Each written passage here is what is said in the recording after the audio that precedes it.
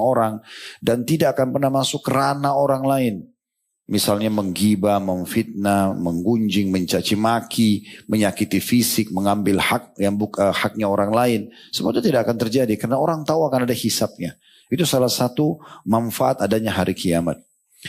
Bahasan kita ini teman-teman sekalian akan beranjak dari hadis Nabi SAW, dan hadis ini hadis yang sangat mulia, dari hadis yang diriwayatkan oleh Al-Bazzar dan dinilai hasan oleh Syekh Albani dari Anas ibn Malik radhiyallahu anhu. Beliau mengatakan bahwasanya Nabi SAW bersabda, "Al-zulmu thalatha."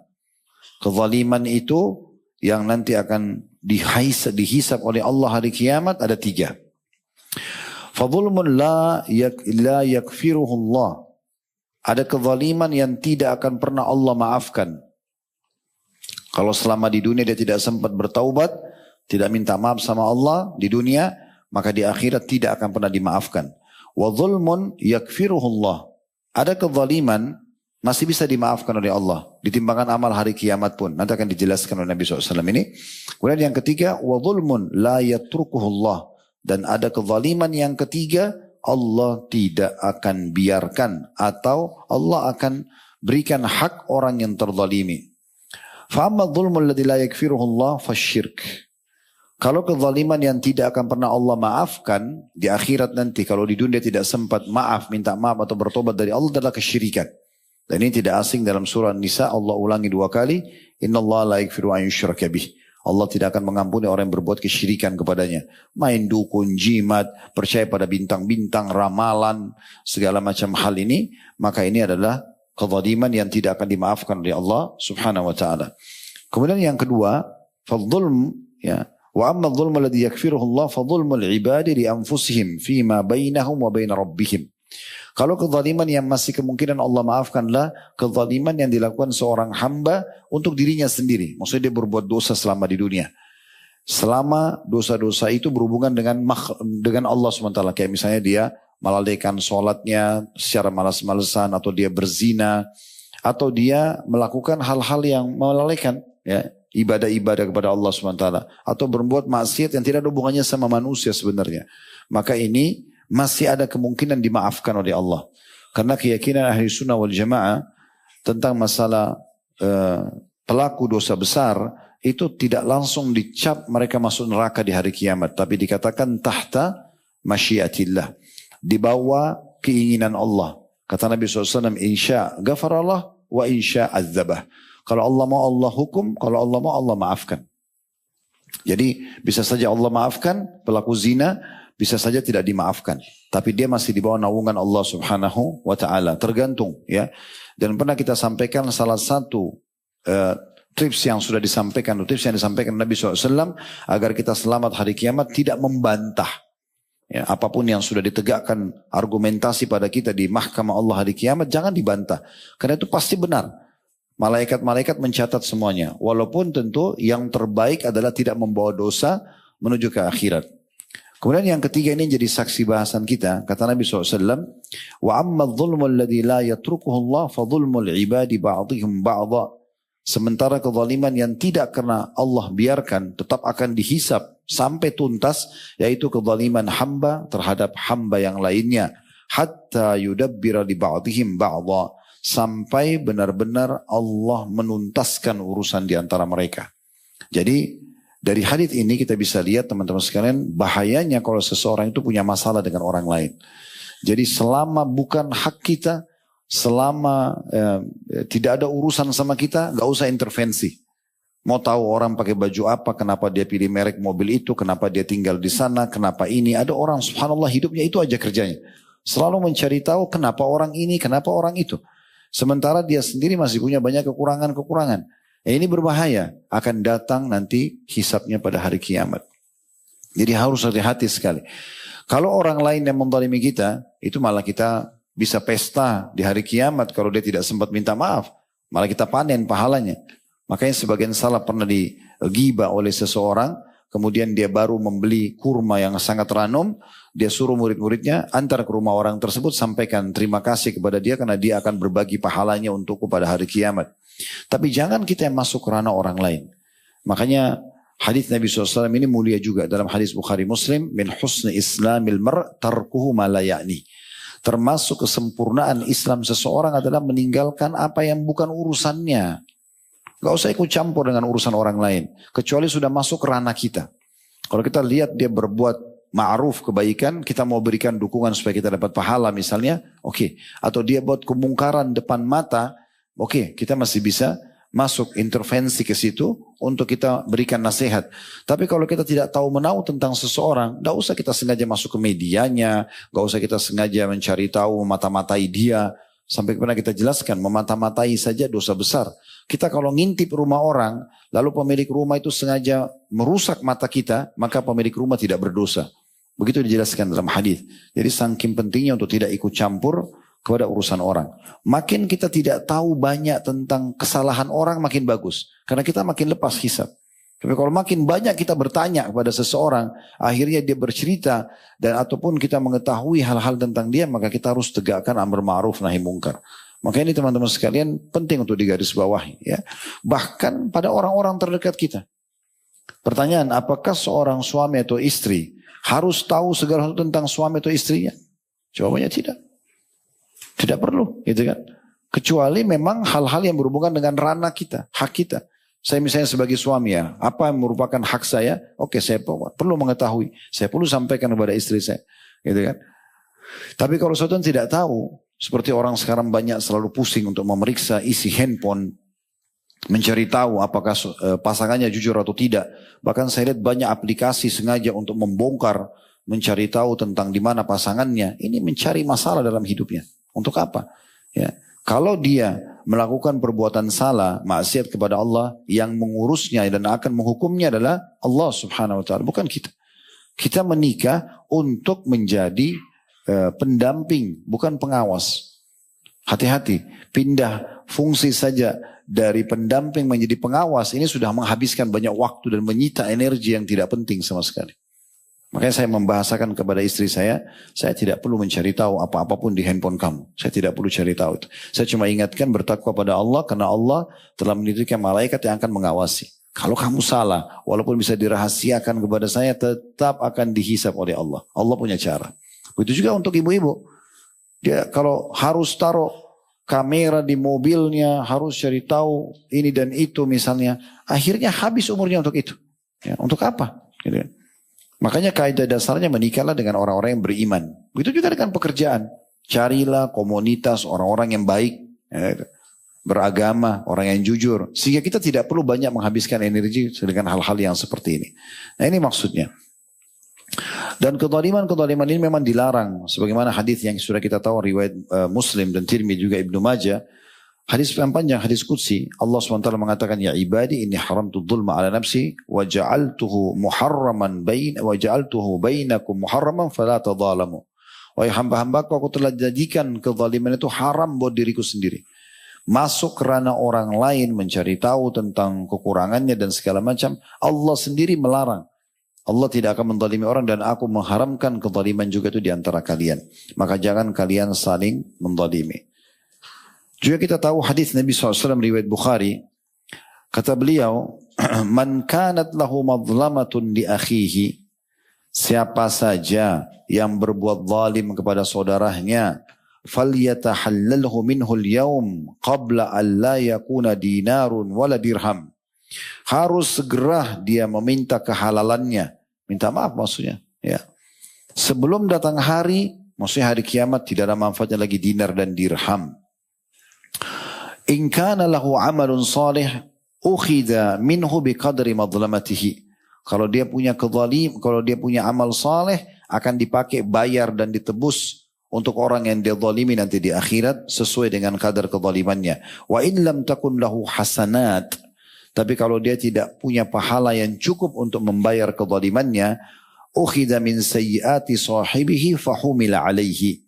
Maka akan diambil dari dosa-dosa saudaranya, orang yang dia zalimi, kemudian akan ditimpahkan kepadanya. Oleh karena itu teman-teman sekalian, hati-hati sekali. Berhubungan dengan manusia ini tentu ada tingkatan-tingkatannya. Kalau kita masuk ke ranah perusakan citra, ghibah, fitnah, Maka ini caranya taubat kepada Allah, itu yang pertama, harus, karena ini dosa besar. Kemudian minta maaf dan minta keridhaan orang tersebut. Ya, kalau dia memberikan syarat misalnya, saya mau maafkan, tapi dengan syarat kamu harus perbaikin nama saya lagi. Dulu kamu sebarin gosip begini dan begitu. Kita harus penuhi. Gak ada masalah. Lebih bagus kita selesaikan di dunia, seperti kata Nabi SAW, selesaikan di sini, di akhir ini, karena di sana berat nanti. Ya, dalam riwayat lain sahabat mengatakan, ya Rasulullah, kalau gitu apa nanti di sana? Kalau tidak bisa bayar negosiasi dengan harta, kata Nabi SAW, amal solehmu atau dosanya dia? Ini negosiasinya gak gampang. Dan yang jadi masalah teman-teman, kita tidak pernah tahu misalnya sekali kita gosipin saudara kita ini, misal contoh dibayar dengan 10 sholat. Kita gak pernah tahu. Mungkin dibayar dengan 1000 sholat. Makanya Nabi SAW di sini ikutkan dengan apa? Kalau tidak cukup pahalanya. Kalau orang hidup 70 tahun dia ibadah misalnya. Nabi masih masuk hadis ini. Kalau dia tidak cukup pahalanya, gimana caranya? Diambil dari dosa-dosa orang tersebut. Dia yang zina, dia yang buat dosa, kita yang tanggung di neraka. Ini kan berat. Makanya harus dijadikan sebagai perhatian khusus ini. Ya, masalah-masalah seperti ini. Begitu juga tentunya kalau berhubungan dengan masalah pengambilan produk.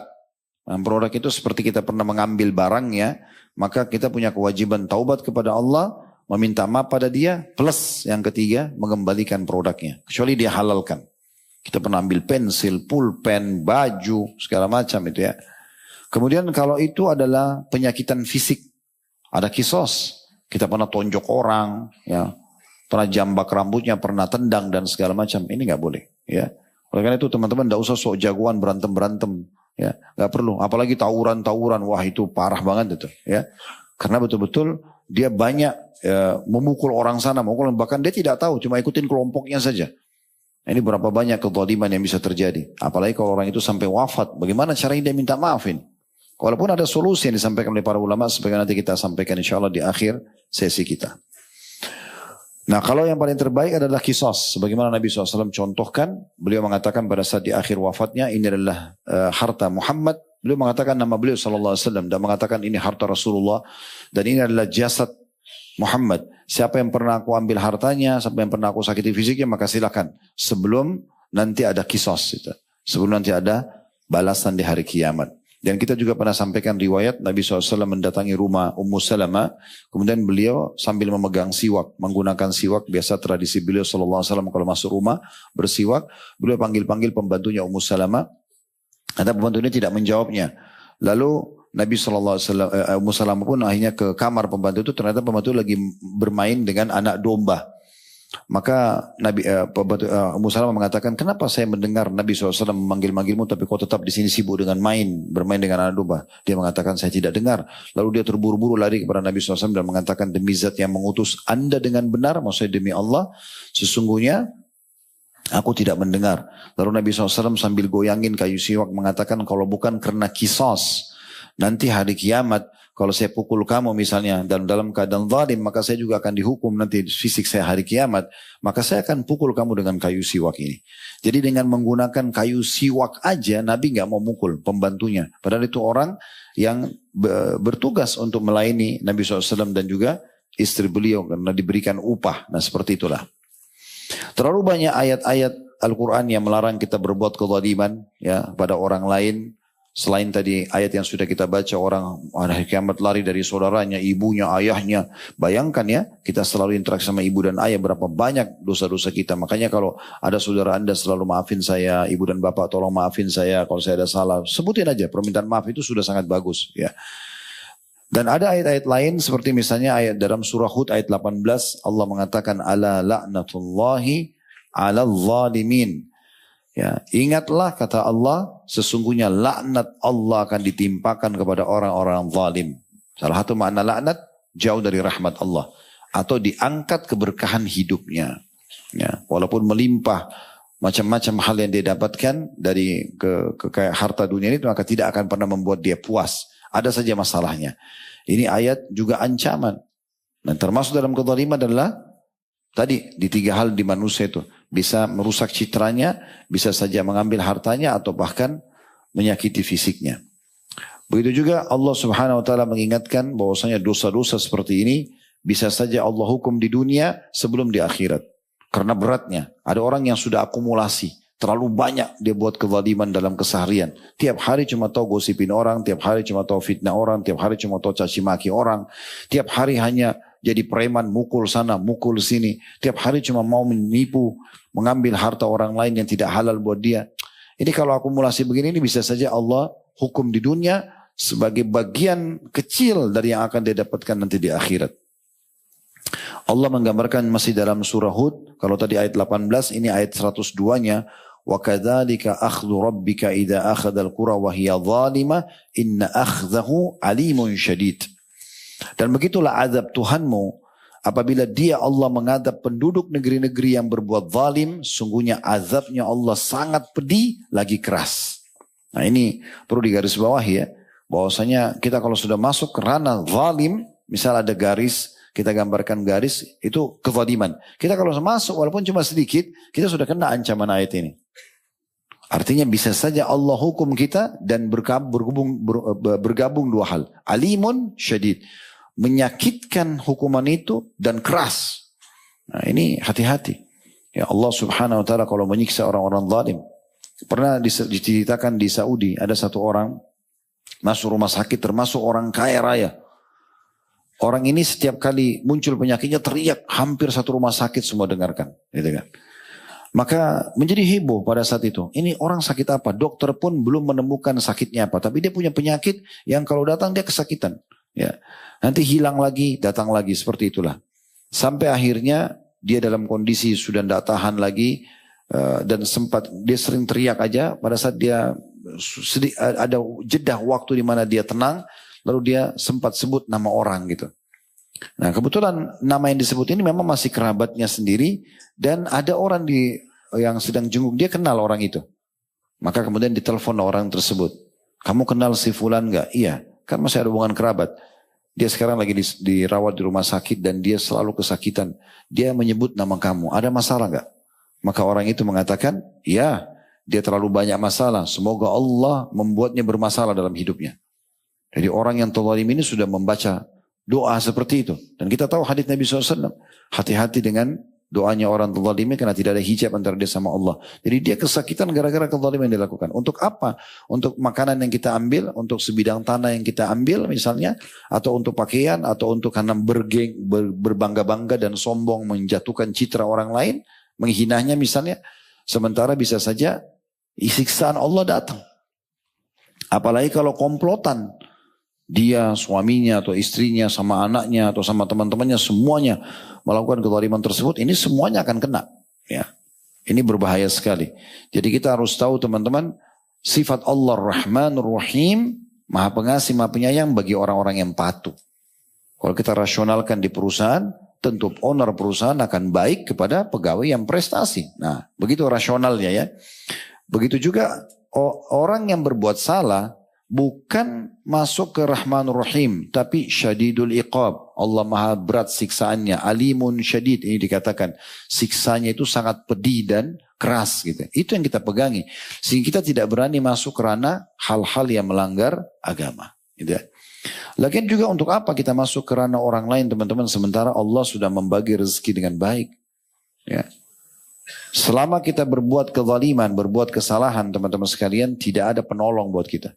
Kalau ada teman satu dua orang yang mendukung kita, Allah bisa balik keadaan mereka jadi musuh-musuh kita. Berapa banyak orang yang berbuat zalim, mereka komplotan, setelah berhasil misinya ternyata akhirnya mereka saling bermusuhan bahkan saling bunuh-membunuh. Gitu kan? Dan berapa banyak orang yang terzalimi, Allah berikan kemenangan karena kebenaran pasti akan menang. Walaupun kita cuma sendirian. Itu berapa banyak diberikan kelebihan dan kebahagiaan di dunia justru karena adanya permasalahan-permasalahan yang dia sabari pada saat menimpa hidupnya. Di dalam surah Ghafir ayat 18 Allah mengatakan ma lidh-dhalimina min hamimin wala syafi'in yuta'. Kata Allah SWT, orang-orang zalim tidak akan pernah bisa punya teman setia seorang pun dan tidak pula mempunyai seorang pemberi syafaat yang bisa diterima syafaatnya nanti pada hari kiamat. Kalau dia zalim sekarang, ada pendukungnya, mungkin karena teman setianya atau dia membayarnya misalnya, pasti terjadi perpecahan di antara mereka. Itu sudah sistem yang Allah buat. Ya. Jadi hindari saja semua hal seperti ini karena tidak akan mendatangkan manfaat sama sekali. Dalam surah Al-An'am ayat 21 Allah mengatakan innahu la yuflihudz zalimun. Allah mengatakan sungguhnya orang-orang yang menganiaya orang lain tidak akan pernah beruntung, tidak akan pernah menang. Walaupun di awal dia terlihat menang, ya, tapi tidak akan pernah dia mendapatkan kemenangan tersebut. Pasti akan ada masalah yang lahir. Pernah Syekh Ziyad Hafizahullah yang pernah juga kami undang ke sini untuk menyampaikan ceramah beliau dari Jordan, ceramah tentang masalah kezaliman ini dan masalah yang terjadi dengan sesama manusia. Beliau mengatakan berapa banyak orang yang tidak sadar dia berbuat zalim pada orang lain, Allah datangkan permasalahan hidupnya, bahkan sampai pada tingkat misalnya dia bunuh orang, Allah datangkan pembunuhnya dari keturunannya sendiri. Berapa banyak orang yang dia membunuh orang sana sini, Allah dia dengan bangganya punya istri, punya anak, ternyata yang membunuh dia konspirasi terjadi antara istrinya sama laki-laki lain, atau anaknya sendiri karena ingin mengejar harta warisan dan akhirnya membunuhnya. Itu banyak dalam kisah manusia terjadi. Ya. Begitu juga teman-teman sekalian, banyak sekali akibat-akibat yang bisa didatangkan pada hari kiamat. Saya ingatkan kembali hadis tentang masalah bangkrut ya, yang sangat masyhur. Hadis Abu Hurairah radhiyallahu anhu diriwayatkan oleh Imam Muslim. Kata Nabi SAW, atadruna manil muflis, mal muflis. Ya.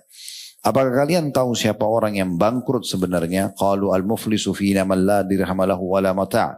Orang yang bangkrut ya Rasulullah adalah orang yang tidak memiliki uang ataupun harta benda. Qala innal muflisa min ummati. Kata Nabi SAW, bukan itu. Orang yang bangkrut dari umatku adalah ya'ti yaumal qiyamati bi salatin. Akan datang orang membawa pahala solatnya lengkap. Wasiyamin dan pahala puasa juga. Wazakatin dan pahala zakat. Wa ya'ti waqad syatama hadha. Yang pertama Nabi sampaikan ini. Tapi satu sisi dia datang, dia pernah mencaci maki orang ini. Nah tadi itu. Poin pertama tadi dari masalah dengan orang lain adalah mencaci maki, menggunjing dan segala macam. Wa kadzafa hadza, dan dia juga pernah mencela orang ini. Wa akala mala hadza, dan dia pernah memakan harta orang yang itu. Wa safaka dama hadza, dan dia pernah menumpahkan darah orang yang ini. Wa daraba hadza, bahkan dia pernah memukul juga orang yang itu. Fayu'ta hadza min hasanati. Maka orang-orang yang nuntut ini digagi, diberikan pahala-pahala dia. Wa hadza min hasanati, yang ini juga dari pahala-pahalanya. Semua dikasih.